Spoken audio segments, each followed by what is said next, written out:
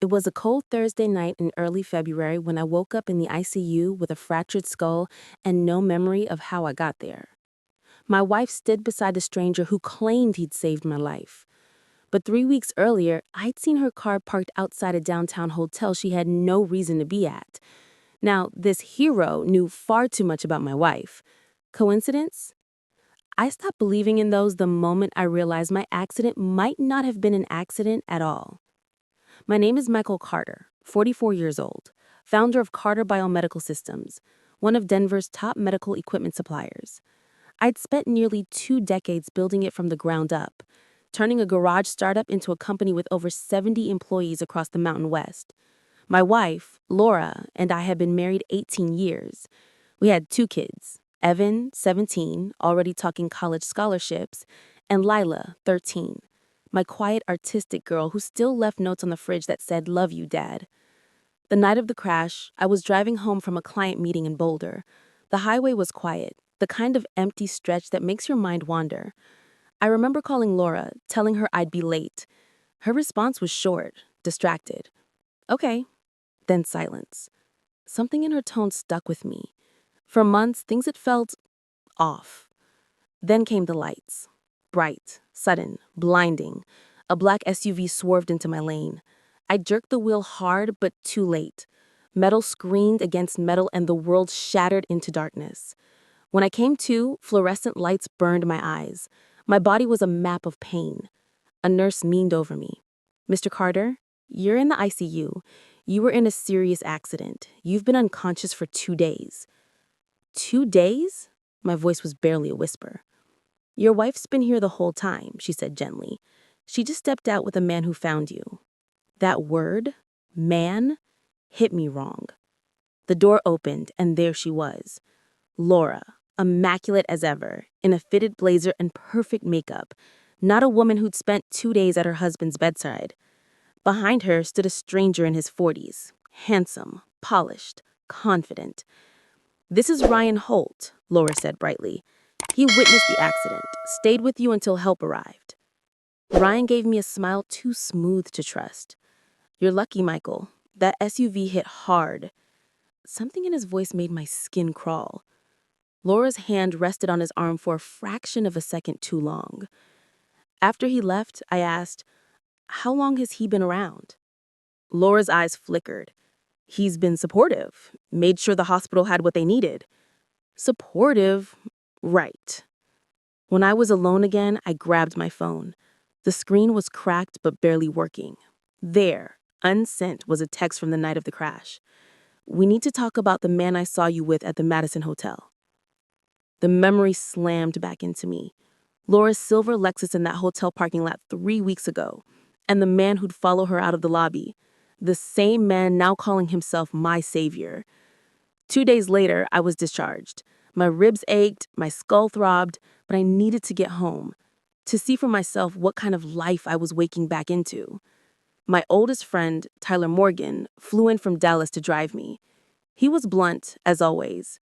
"You think this Ryan guy is involved with Laura?" "I know he is," I said quietly. "I just don't know how deep it goes." Tyler nodded. "Then let's find out." When we got home, Laura wasn't there. Shopping bag sat on the counter when she finally walked in, her smile too bright. "You're home early," she said. "Where were you?" "Running errands." "With Ryan?" Her expression cracked for a split second, then smoothed over. "He's a business consultant. We meant to work." "At a hotel at night?" I asked, flatly. She flinched. "You're being paranoid. Maybe the accident—" "Don't." I cut in. "You're not gaslighting me out of this." I stood, despite the pain screaming through my ribs. "Pack a bag. Go stay with your sister. I need space." "You can't just kick me out of my own home," she snapped. "Watch me." She left 30 minutes later, slamming the door hard enough to rattle the windows. That night, Tyler and I started digging. Within hours, he found Ryan's company, Holt Strategic Consulting, a Denver firm that specialized in marital asset restructuring. Translation: helping people hide money and wreck their spouses in court. He's been sued 3 times, Tyler said, all settled quietly. I felt my blood turn to ice. The next morning, I returned to my office. Carter Biomedical was my legacy, and I wasn't letting anyone, especially Laura and Ryan, destroy it. My operations manager, Sophie Tran, met me at the door. "Boss, you look awful. Go home." "I can't. We need to lock things down." Together, we froze accounts, rerouted authorizations, and built firewalls around every financial document in the company. By noon, Laura was calling nonstop, demanding access to joint business funds. I sent one text back: "Talk to my lawyer." That night, Tyler came to my place with photos. "Got these from a security contact," he said. Ryan and Laura meeting at the Madison Hotel multiple times. The last one, 2 days before my crash. Then he handed me the police report. The SUV that hit me left paint from a black Range Rover. Ryan Holt drove one. The truth settled over me like poison. My accident hadn't been random. Days later, Laura filed for emergency custody, claiming I was mentally unstable. But my lawyer, Patricia Klein, walked into court like a storm. She played hotel footage, revealed Ryan's lawsuits, and forced Laura to admit she'd hired him 5 months before the crash. The judge dismissed her petition on the spot. A week later, everything collapsed for her and Ryan. A woman named Jennifer Cole, one of Ryan's former clients, came forward with recordings, conversations where he described staging accidents, manipulating court outcomes, and targeting wealthy spouses. The evidence was undeniable.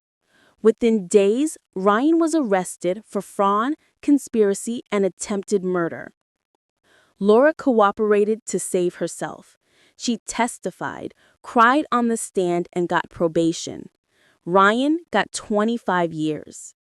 It's been 18 months since then.